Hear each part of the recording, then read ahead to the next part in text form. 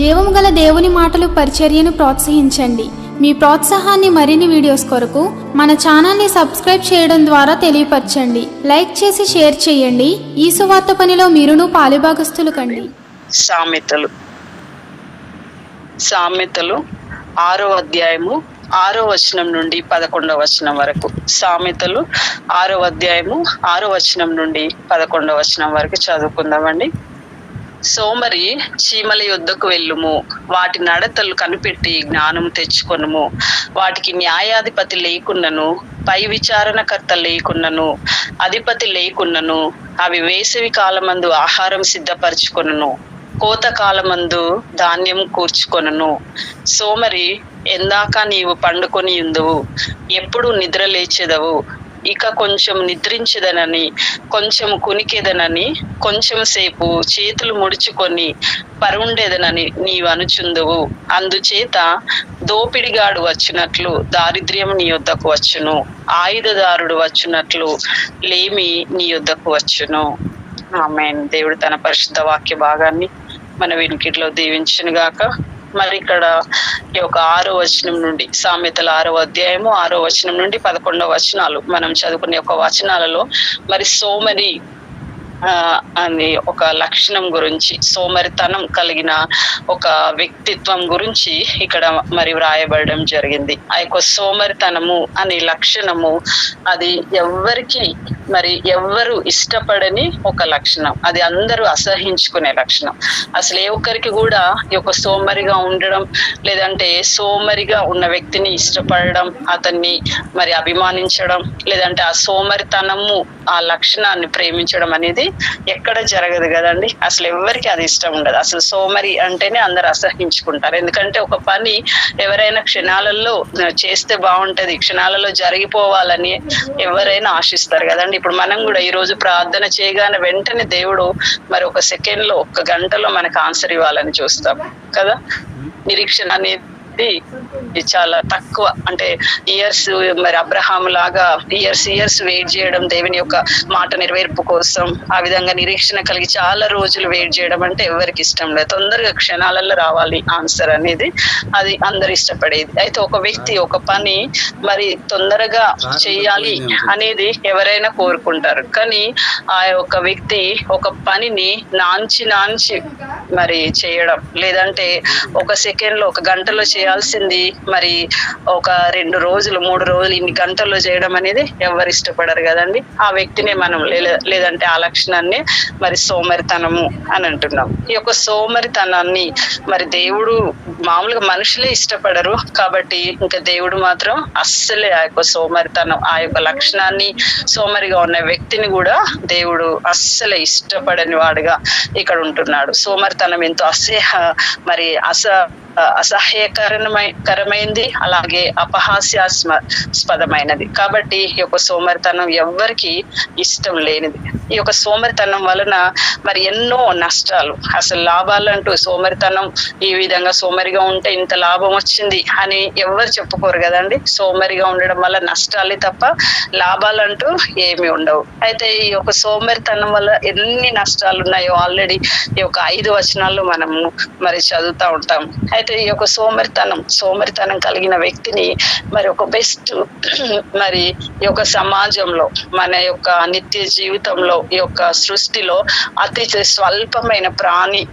స్వల్పమైన ఆ యొక్క ప్రాణితో, చీమతో పోల్చారు కదండి. ఆ యొక్క చీమ మరి సోమరి, మరి నువ్వు చీమ యుద్ధకు వెళ్ళి నువ్వు జ్ఞానం తెచ్చుకో, ఆ యొక్క చీమల యుద్ధకు వెళ్ళి నువ్వు జ్ఞానం తెచ్చుకో, ఆ చీమలు ఇలాంటివి అలాంటివని ఈ విధంగా చెప్పడం జరుగుతుంది. చీమల యుద్ధకు నువ్వు వెళ్ళు, నువ్వు వాటి యొక్క నడతలు నువ్వు కనిపెట్టు, నువ్వు జ్ఞానం తెచ్చుకో. వాటికి న్యాయాధిపతి లేడు, మరి విచారణకర్త కూడా లేడు, మరి ఆ చీమలకు అధిపతి కూడా లేడు. అవి వేసవి కాలం మందు ఆహారం సిద్ధపరచుకుంటాయి, అలాగే కోత కాలం మందు అవి ధాన్యం కూర్చుకుంటాయి. మరి ఈ విధంగా ఇంత క్రమంగా వాటికి చేయమని చెప్పిన వారు ఎవరు? ఒక లీడర్, ఒక నాయకుడు అనేది, ఒక అధిపతి, మరి వారి పైన ఒక సూపర్వైజర్ అనే వ్యక్తి కూడా ఎవరు లేకున్నా కూడా ఆ యొక్క చీమలు మరి ఆ విధంగా క్రమంగా వాటి వాటి యొక్క జీవన విధానము ఆ విధంగా మరి నడపడం అనేది జరుగుతుంది. అటువంటి మరి అంత స్వల్పమైన ప్రాణి అంత క్రమంగా తన యొక్క జీవనం గడుపుతుండగా మరి మనుషులుగా ఉంటున్న ఈ యొక్క సోమరులుగా ఉంటున్న మరి వీరికి ఎందుకు ఆ యొక్క జ్ఞానం లేదు? అయితే ఆ జ్ఞానం లేని తనాన్ని ఈ యొక్క చీమల యొద్దకు వెళ్ళి జ్ఞానం తెచ్చుకో అని దేవుని వాక్యం ద్వారా మరి ఇక్కడ హెచ్చరిస్తున్నారు. ఆ యొక్క చీమల యొద్దకు నువ్వు మరి ఆ యొక్క చీమలను చూసి నువ్వు నడుచుకో. మరి మనం కూడా చూస్తూ ఉంటాం కదండి, మన నిత్య జీవితంలో మామూలుగా మనం నడుస్తూ ఉంటే అక్కడ ఇక్కడ మనం చూస్తూ ఉంటాం చీమలు. అవి మరి ఎంతో వరుసగా అసలు కరెక్ట్ గా ఎక్కడ కూడా లైన్ అనేది బ్రేక్ అవ్వకుండా ఎంతో వరుసగా అసలు గోడల మీద గాని లేదంటే మరి భూమి మీద గాని ఎక్కడికి వెళ్ళినా కూడా చాలా వరుసలుగా కుప్పలుగా ఏ విధంగా మరి క్రమంగా ఉంటాయో. కాబట్టి ఆ విధంగా మరి అంత చిన్న ప్రాణులకే మరి అంత క్రమము లేదంటే అంత వాటి యొక్క ప్రవర్తన అనేది, వాటి యొక్క మరి సెల్ఫ్ యొక్క అటెస్ట్మెంట్ అనేది ఆ విధంగా అంత కరెక్ట్ గా అవి మరి సోమరితనం అనేది వాటి యొక్క జీవితంలో లేదు. మరి ఆ యొక్క జీవితాన్ని ఎంతో క్రమంగా నడుపుతున్నాయి. అటువంటి సోమరితనం లేని ఆ యొక్క చిన్న ప్రాణితో మనుషుడు పోల్చబడి ఉన్నాడు. కాబట్టి ఈ యొక్క మనిషి జీవితం లేదంటే సోమరిగా ఉన్న మనిషి జీవితాన్ని చీమల యొద్దకు వెళ్ళి నువ్వు జ్ఞానం తెచ్చుకో. చీమల దగ్గర నువ్వు మరి ఈ విధంగా వాటి యొక్క నడతలు నువ్వు కనిపెట్టు అని దేవుని వాక్యం హెచ్చరించడం మరి మనం చూస్తాం. ఒక రాజు అంట మరి ఆ యొక్క రాజ్యంలో ఉంటున్న కొంతమందిని సోమరులను అందరినీ సమకూర్చి మీ దాంట్లో ఎవరు పరమ సోమరి, అసలు మీ దాంట్లో అందరికన్నా ఎవరు ఎక్కువగా సోమరులుగా ఉంటారు ఒకసారి చేయెత్తండి అని అంటే మరి అందరు చేతులు ఎత్తారంట, ఒక వ్యక్తి మాత్రం చేతులు ఎత్తలేదంట.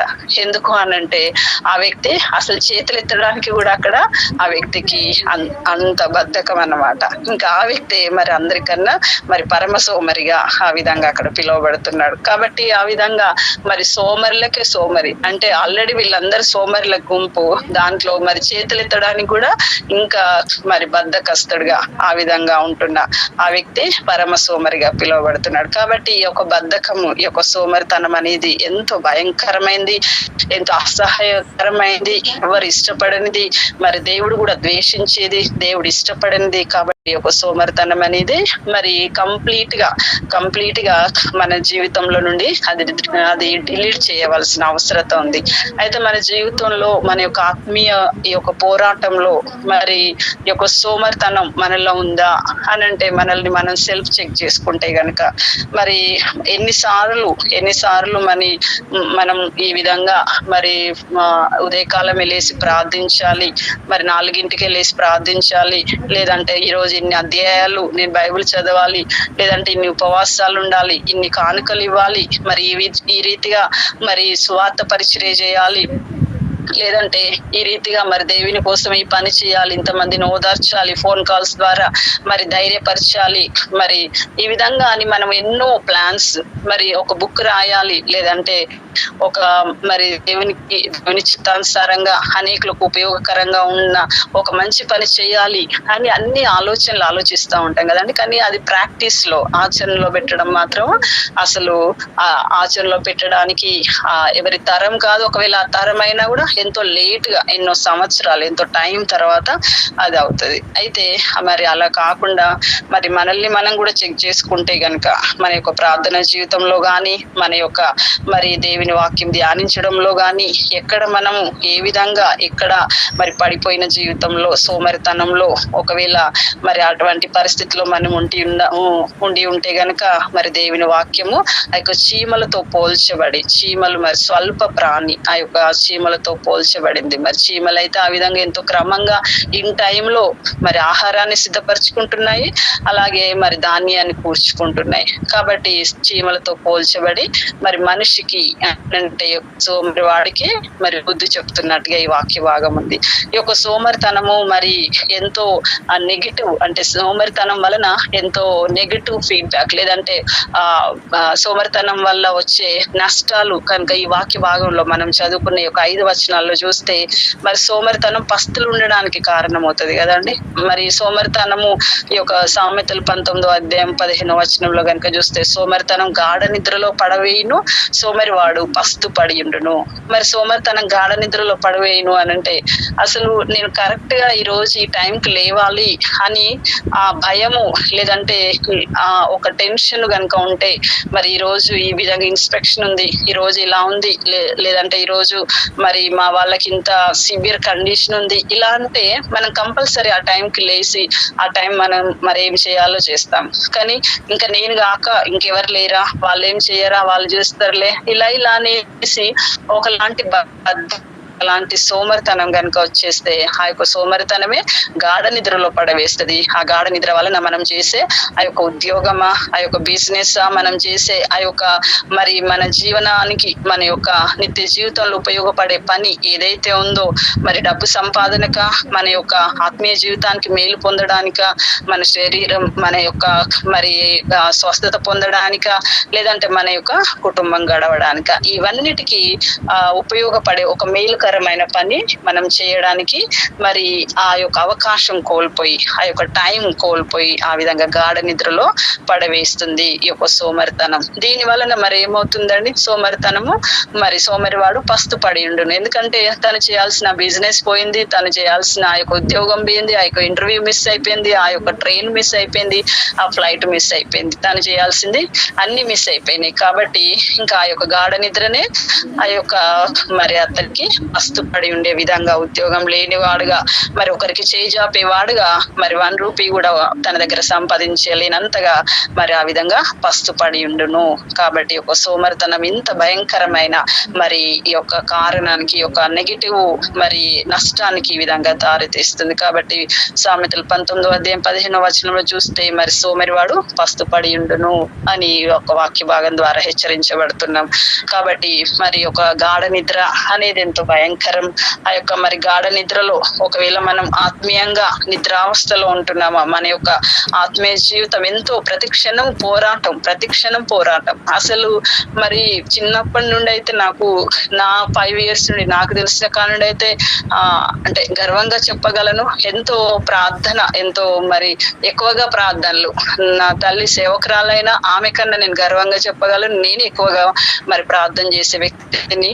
అయితే ప్రతి క్షణం ఒక పోరాటమే. ఈ రోజు ప్రార్థన చేస్తే అయిపోతుందిలే, ఇంకా రేపు చేయని అవసరం లేదులే, ఇంకా రేపు బాగానే ఉంటాను అనుకోవడానికి వీలు లేదు. అసలు ఈ రోజు ఒక క్షణం, ఈ క్షణమే ఒక పోరాటం, మళ్ళా నెక్స్ట్ క్షణం కూడా ఒక పోరాటమే, మళ్ళీ నెక్స్ట్ రోజు కూడా ఒక పోరాటమే. అంటే ప్రతి క్షణము పోరాటం.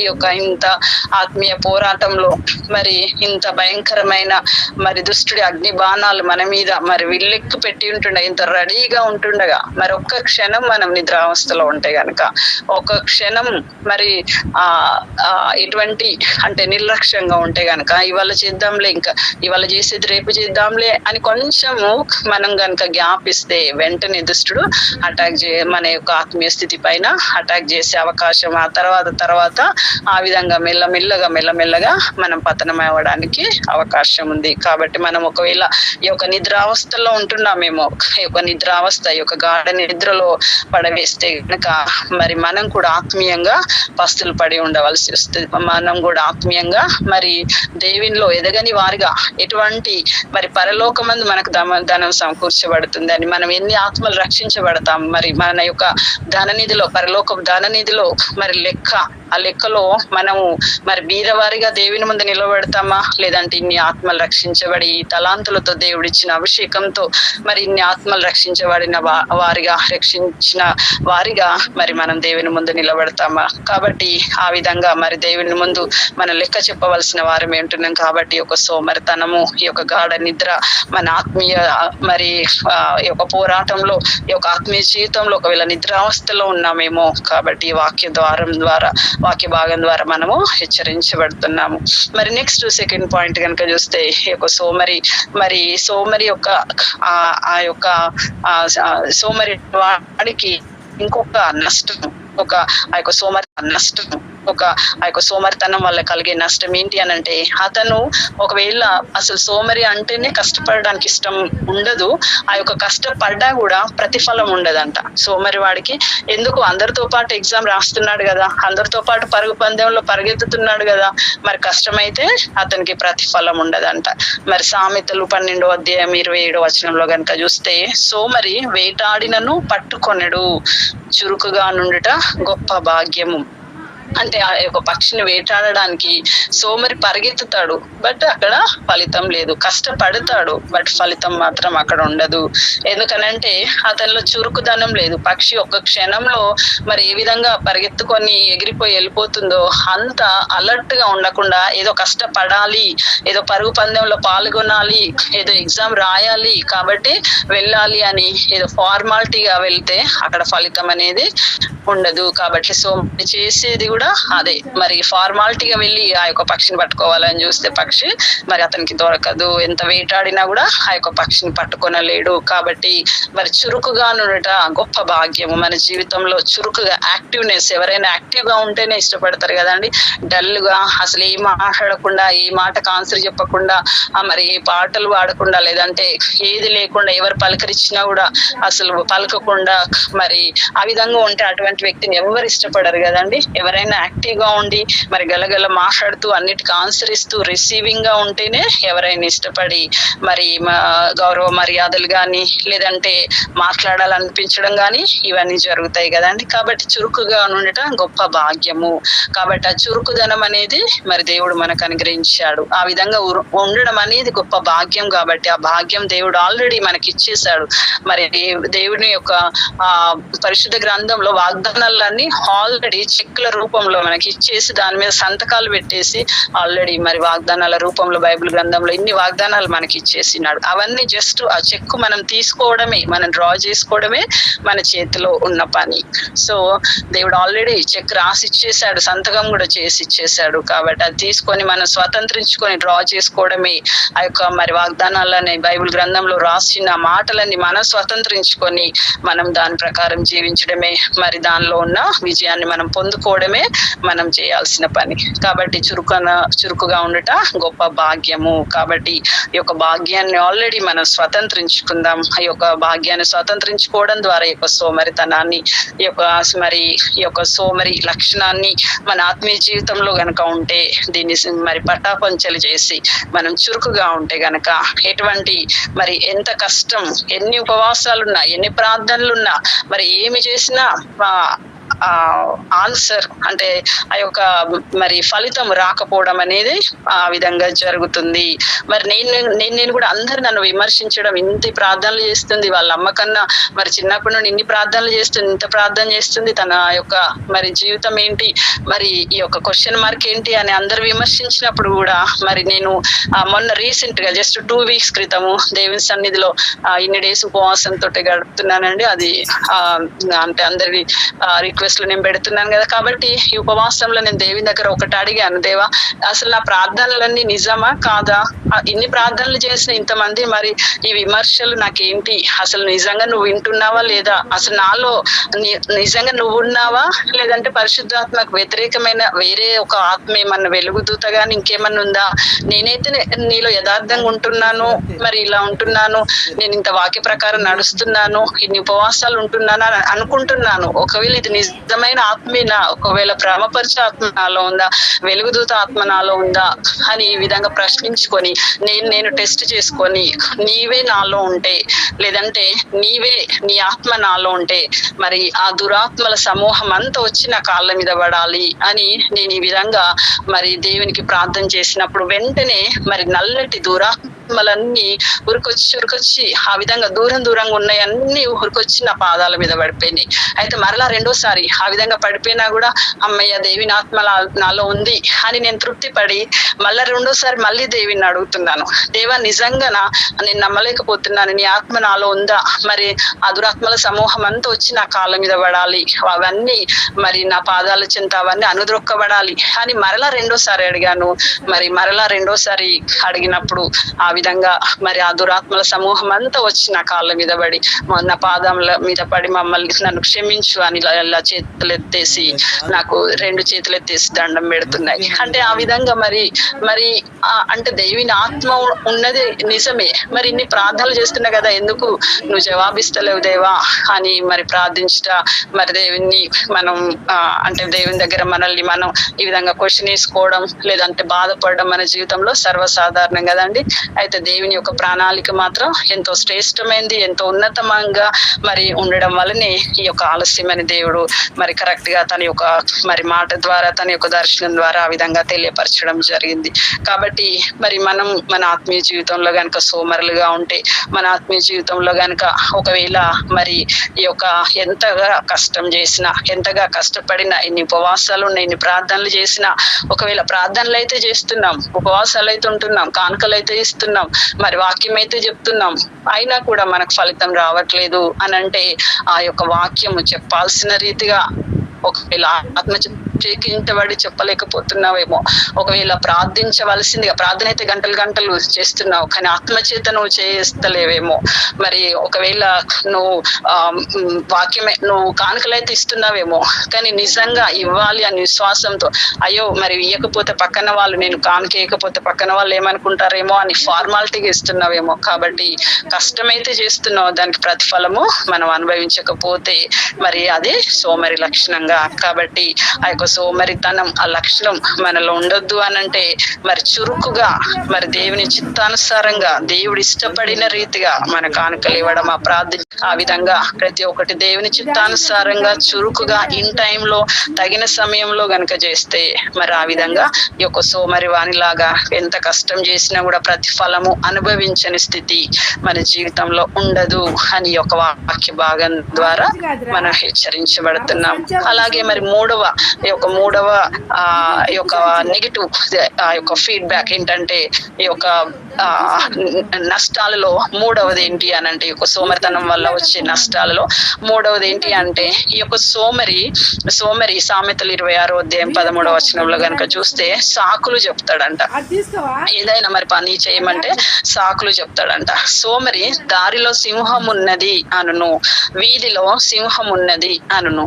అయితే ఈ యొక్క మరి నువ్వు ఇక్కడికి వెళ్ళు, నువ్వు ఈ పని చెయ్యి, నువ్వు ఈ విధంగా వెళ్ళు అని అంటే, అమ్మో అటు వెళ్ళాలంటే అక్కడ సింహం ఉన్నది ఆ దారిలో కాబట్టి నేను వెళ్ళను అని సాకులు చెప్తున్నాడు. మరి సాకులు చెప్పడం వల్ల ఒకవేళ మరి ఆ దారిలో వెళితేనే, అక్కడ నువ్వు వెళితేనే ఆ ఇంటర్వ్యూలో నువ్వు ఆ దారి గుంట వెళ్ళి నడుచుకుంటా వెళ్తేనే అక్కడ ఒక కాలేజ్ ఉంది, ఒక స్కూల్ ఉంది, ఒక చర్చ్ ఉంది. సో అక్కడికి వెళ్ళి నువ్వు ఆ ఇంటర్వ్యూ చేయాలి. లేదంటే అక్కడ చాలా మంది మరి విశ్వాసులు, గొర్రెలు లేని విశ్వాసులుగా, మరి కాపరి లేని గొర్రెలుగా మరి ఆ విధంగా ఉంటున్నారు. వాళ్ళందరికీ నువ్వు వెళ్ళి స్వాత చెప్పాలి అని అంటే, నేను వెళ్ళను, అక్కడ దారిలో సింహం ఉన్నది, ఆ ఇంటర్వ్యూకి నేను వెళ్ళలేను ఎందుకంటే దారిలో సింహం ఉన్నది అని నువ్వు సాకులు చెప్పే పరిస్థితి ఉంటే గనక, నువ్వు ఆ యొక్క సింహంని అధిగమించి నువ్వు ముందుకెళ్తేనే ఆ యొక్క పరీక్షను అధిగమించి ముందుకెళ్తేనే ఫలితం అనేది ఉంటుంది. కాబట్టి ఫలితము రావాలి అనంటే కంపల్సరీ ఆ పరీక్ష దాటి వెళ్లాల్సిందే. ఆ సింహాన్ని, ఆ దారిలో ఉంటున్న సింహాన్ని దాటి వెళ్లాల్సిందే. కానీ ఆ విధంగా దాటి వెళ్లకుండా సోమరి ఏం చెప్తాడంటే, ఆ యొక్క దారిలో సింహం ఉన్నది అని అంటాడంట, వీధిలో సింహం ఉన్నది అనును. సామెతలు 26:13 కనుక చూస్తే. కాబట్టి ప్రయత్నం చేయడానికి ఈ యొక్క సోమరికి ఇష్టం ఉండదంట. ఈ యొక్క సోమరితనం కలిగిన, ఈ యొక్క లక్షణం కలిగిన వ్యక్తికి ప్రయత్నం అనేది ఇష్టం ఉండదు కానీ ఫలితాన్ని మాత్రం ఆశిస్తాడంట. అయితే అది అనేది 100% రాంగ్. ఎందుకంటే పరీక్ష పెడితేనే రిజల్ట్ వస్తుంది, ఫలితం అనేది వస్తుంది. కాబట్టి ఎగ్జామ్ లేకుండా ఆమె పాస్ అయింది, ఆమె ఫస్ట్ ర్యాంక్ వచ్చింది అనడానికి, ఆమెకు సర్టిఫికెట్ ఇవ్వడానికి అసలు అదొక సిల్లి, అదొక అజ్ఞానపు అటువంటి విషయం అన్నమాట. కంపల్సరీ ఆమె మరి కరెక్ట్ గా ఒక 100% టాలెంట్ పర్సన్ ఆ విధంగా ఆమెకు ఎగ్జామ్ పెట్టాల్సిందే. లేదు ఒక 0 క్యాండిడేట్ అసలు ఏమి రాదా, కంపల్సరీ ఎగ్జామ్ పెట్టాల్సిందే. నువ్వు ఆ సర్టిఫికెట్ నెగిటివ్ సర్టిఫికెట్ ఇవ్వాలన్నా, పాజిటివ్ సర్టిఫికెట్ ఇవ్వాలన్నా కంపల్సరీ ఫీడ్బ్యాక్ ఇవ్వాలి అని అంటే ఎగ్జామ్ అనేది కంపల్సరీ. అయితే ఆ ఎగ్జామ్ పెట్టడం, ఆ యొక్క ఎగ్జామ్ గుండా వెళ్ళడం అనేది సోమరికి ఇష్టం ఉండదంట. కాబట్టి ఈ యొక్క మరి మన జీవితంలో కూడా మనం పరీక్షలు ఇష్టపడతలేమేమో. మన యొక్క ఆత్మీయ జీవితంలో పరీక్షలు లేకుండా మరి ఫలితాన్ని, ఆశీర్వాదాలు, దీవెనలు మనం ఆశిస్తున్నామేమో. కాబట్టి మరి ఇలా పరీక్షల గుండా వెళ్ళాలంటే, ఆ పరీక్షల గుండా మనం వెళ్ళాలంటే మరి దేవునికి సాకులు చెప్తున్నామేమో. నువ్వు నా సేవ చేయాలి, నువ్వు ఈ విధంగా వెళ్ళాలి అని అంటే ఒకవేళ సాకులు చెప్తున్నామేమో. నువ్వు ఇటువంటి పరిస్థితిలోకి వెళ్ళాలి, నీ యొక్క ప్రదేశాన్ని విడిచిపెట్టి వెళ్ళాలి, అబ్రహాంను మరి ఆజ్ఞాపించినట్టుగా నీ యొక్క దేశాన్ని, నీ ప్రజలందరినీ విడిచి ఆ స్థానానికి, ఆ యొక్క ప్లేస్ కు నువ్వు వెళ్ళాలి అని అంటే మరి అబ్రహాం అయితే ఏ సాకు చెప్పకుండా వెళ్ళాడు. అయితే మన ఆత్మీయ జీవితంలో దేవుడు మరి సేవకు ఈ ప్రదేశం నుండి ఆ ప్రదేశానికి వెళ్ళమని చెప్తున్నాడా, లేదంటే ఈ యొక్క వ్యక్తి గురించి ప్రార్థించమంటున్నాడా, లేదంటే నీ యొక్క మరి నీకున్న ఆస్తి అంతా అమ్మేసి ఈ యొక్క చర్చి కట్టడానికి ఇవ్వమని చెప్తున్నాడా? మరి ఇటువంటివి దేవుడు మనకి ఎటువంటి పరీక్షల గుండా మనల్ని పంపిస్తున్నాడు, ఎంత కష్టమైనది మనకు మరి దేవుడు ఒకవేళ మనకు ఆజ్ఞాపిస్తున్నాడేమో, అది మనము మరి వినకుండా సాకులు చెప్తున్నామేమో. మరి ఆ యొక్క మోషే కూడా సాకులు చెప్పాడు కదండి, కానీ మరి మోషేను దేవుడు అంగీకరించలేదు. మోషే చెప్పిన సాకును, నీ నోటి మాంద్యం గల వాడిని ఇలా అన్నా కూడా దేవుడు ఊరుకోలేదు. నీ అన్న ఆయన అహరోను ఉన్నాడు కదా, ఆయన నీకు సహాయం చేస్తాడు కదా అని దేవుడు ఆ యొక్క సాకును అంగీకరించలేదు. కాబట్టి సోమరి మరి అనేక విధాలుగా సాకులు చెప్తాడు. తన యొక్క మరి సోమరితనంలో, తన యొక్క లక్షణంలో అది మరి ఆ విధంగా ఎంతో వ్యతిరేకమైనది, ఎంతో మరి ఎవరు ఇష్టపడింది ఆ సాకులు చెప్పడం అనేది. కాబట్టి మన జీవితంలో, ఆత్మీయ జీవితంలో ఇటువంటి సాకులు చెప్పే పరిస్థితి మరి ఉందేమో. మనల్ని మనం చెక్ చేసుకుంటే మరి దేవునికి మనము మరి ఇష్టానుసారులుగా జీవిస్తామని దేవుని వాక్య భాగం ద్వారా హెచ్చరించబడుతున్నాం. అలాగే మరి ఇంకొక పాయింట్ ఏంటంటే, సోమరి తన దృష్టికి తానే జ్ఞాని అని అనుకుంటది. అంటే ఏ విధంగా అనంటే మరి సామెతలు 26వ అధ్యాయం 16వ వచనంలో కనుక చూస్తే, హేతువులు చూపగల 7 కంటే సోమరి తన దృష్టికి తానే జ్ఞాని అని అనుకొనును. మరి చూడండి, అసలు పరీక్షల గుండానే వెళ్ళడు, అసలు చురుకుగానే ఉండడు, మరి ఈ విధంగా సోమరిగా ఉంటాడు, ఇన్ టైంలో చేయడు. అయినా కూడా మరి మిగతా అందరికంటే కూడా తానే జ్ఞాని అని అనుకుంటాడంట. కాబట్టి ఎంత సిల్లీ విషయం కదండి, ఎంత అపహాస్యాస్పదమైన విషయం. కాబట్టి మరి తనకంగా మరి సోమరి ఏ విధంగా మరి ఇటువంటి వ్యక్తి అసలు ఏమి చెయ్యడు, ఈ విధంగా ఫెయిల్ అవుతాడు, లేదంటే ఈ విధంగా ఏది చేత కాదు అని విమర్శించే అన్ని విమర్శలు విని ఆ యొక్క వెంటనే తన యొక్క పరిస్థితిని సరి చేసుకునే వ్యక్తి కాకుండా వాళ్ళందరే వేస్ట్, నేనే బెస్ట్, నేనే మరి జ్ఞానిని అనుకునే తత్వం కలిగి ఉంటాడంట. ఇంకా అటువంటి వ్యక్తిని ఒకవేళ విమర్శించే వ్యక్తులను బట్టి ఆ విధంగా నన్ను ఈ విధంగా అంటున్నారా, నేను ఇది సరి చేసుకోవాలేమో అని సరి చేసుకుంటే ఆ వ్యక్తి మరి దీవించబడతాడు. కానీ మరి విమర్శించే వ్యక్తులను బట్టి నువ్వు ఇలా కదా అని చిన్న చూపు చూసి విమర్శించి ఆ విధంగా చేస్తే వాళ్ళే అటువంటి వారు, వాళ్ళే ఇలా అని వాళ్ళని పక్కన పెట్టేసి నేనే జ్ఞానిని అని అనుకోవడం ఎంతో మూర్ఖత్వం కదండి.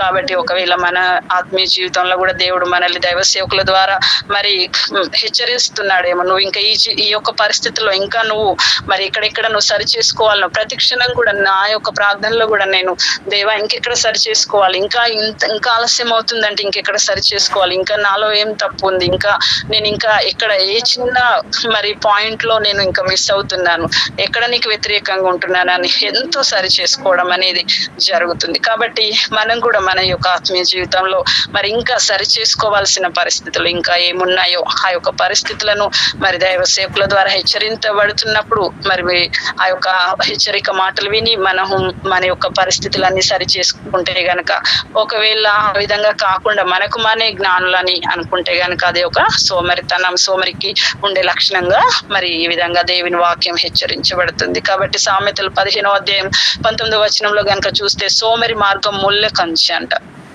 మరి ఆ యొక్క సోమరి ముళ్ళ కంచె ఉన్న మార్గంలోనే వెళ్తాడు కదండి. ఎందుకంటే సోమరి మరి తన యొక్క పని ఏదైనా చేసుకోవడానికి, లేదంటే ఆ యొక్క పనిలో ఆ యొక్క మార్గంలో ఉంటున్న ముళ్ళ కంచెని తీసుకొని వెళ్ళి స్ట్రైట్ గా, లేదంటే మంచిగా ఉన్న మార్గంలో వెళ్ళడం చేత కాదు. కాబట్టి సోమరి కాబట్టి అతని మార్గము ముళ్ళ కంచె అంట.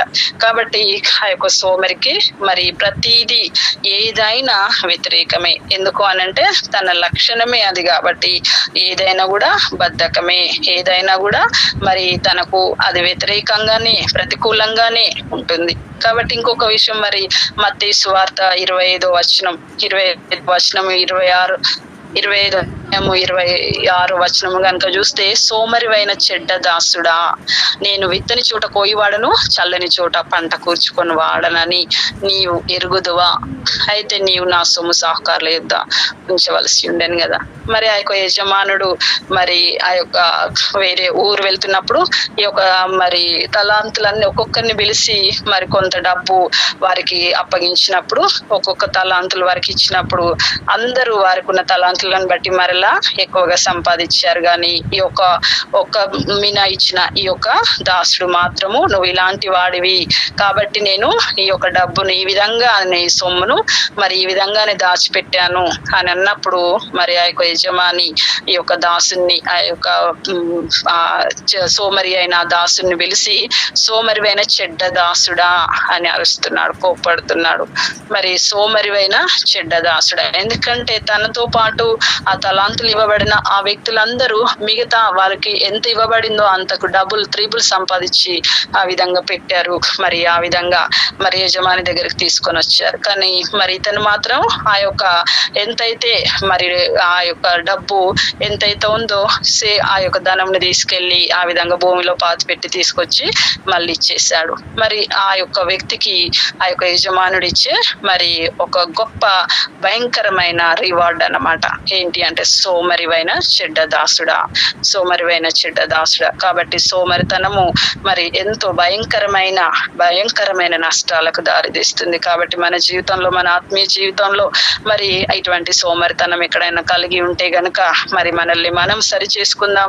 ఈ యొక్క సోమరితనం ద్వారా ఎన్నో నష్టాలు, ఎంతో భయంకరమైన నష్టాలు మన జీవితంలో ప్రతిదీ కోల్పోవడం. ఇన్ టైంలో గనక మరి చేయకపోతే ఆ యొక్క ఫ్లైట్, ఆ యొక్క ట్రైన్, ఆ యొక్క ఇంటర్వ్యూ, మరి అవన్నీ మన కోసం ఏది ఆగదు కదండి. అలాగే ఈ ఫ్లైట్, ఇంటర్వ్యూ, ఈ ట్రైన్ ఇవన్నిటికన్నా శ్రేష్టమైనది, ఇంకా ఇవన్నిటికన్నా శ్రేష్టమైనది దేవుని రాకడ. మరి దేవుని రాకడకు ఆ యొక్క 5 బుద్ధి లేని కన్యకలు, 5 బుద్ధి గల కన్యకలు, మరి వారిని చూస్తే సోమరులుగా 5 మరి ఫస్టే ఆ యొక్క నూనె ఆ యొక్క సిద్ధలలో సిద్ధపరుచుకున్నారు. ఇంకా 5 మరి పెళ్లి కుమారుడు వచ్చినప్పుడు చూద్దాంలే అని ఆ విధంగా సోమరిగా ఉన్నారు. వారికి తలుపు వేయబడింది.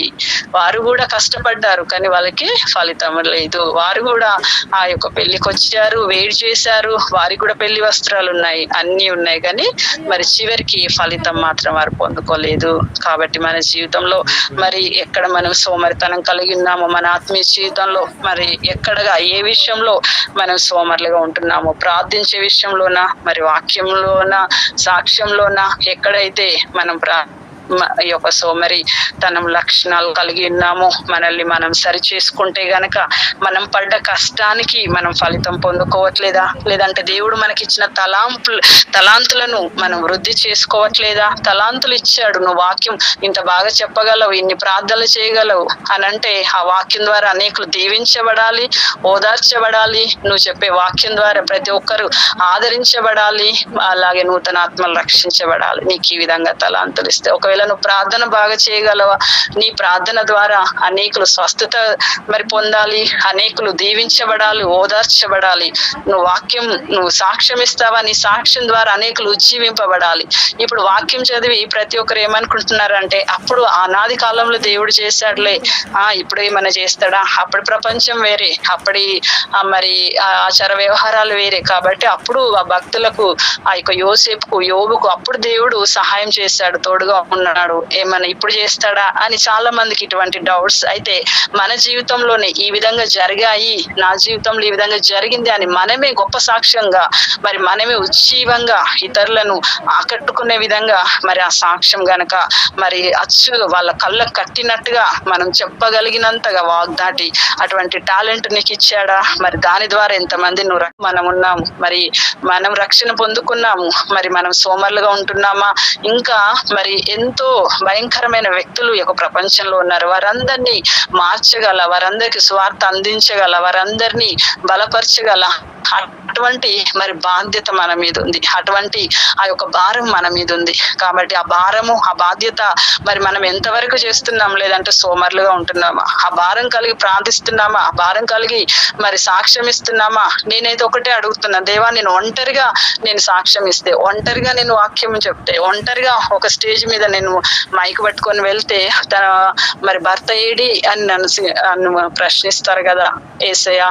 మరి దీనికి నన్ను, నా భర్తని ఇద్దరికి నన్ను నడిపించు అని మరి ఈ విధంగానే అడగడం జరుగుతుంది. కాబట్టి మరి ఈ విధంగా మరి దేవునికి మహిమకరంగా మనం నిలబడితే గనక, దేవునికి ఇష్టకరంగా మనం నిలబడితే గనక, ఎక్కడ ఏ ఒక్క మరి లోటుపాట్లు గనక మనం మరి మనలో ఉంటే సరి చేసుకొని దేవునికి మహిమకరంగా, ఇతరులకు ఆదర్శంగా, ఇతరులను మరి ఉజ్జీవింప చేసే విధంగా, బలపరిచే విధంగా కనుక మనం ముందుకు వెళితే, ఈ విధంగా దేవుడు మనకిచ్చిన తలాంతులను, దేవుడు మనకిచ్చిన ఆధిక్యతను, దేవుడు మన కోసం శిలువ బలియాగమై రక్తాన్ని చిందించిన ఆ యొక్క బలియాగం వ్యర్థంగా పోకుండా మరి మనము మరి దేవునికి ఇష్టకరంగా ఒక రోజు దేవుని ముందు మనందరం లెక్క చెప్పవలసిన వారంగా ఉంటున్నాం. కాబట్టి మరి మనకిచ్చిన తలాంతులన్నిటి ద్వారా ఏ సోమరితనం మనలోకి లేకుండా ప్రతి క్షణం దేవుని యొక్క రాజ్య సువార్తలో మరి ముందుకు వెళ్ళాలని, మరి ఆ విధంగా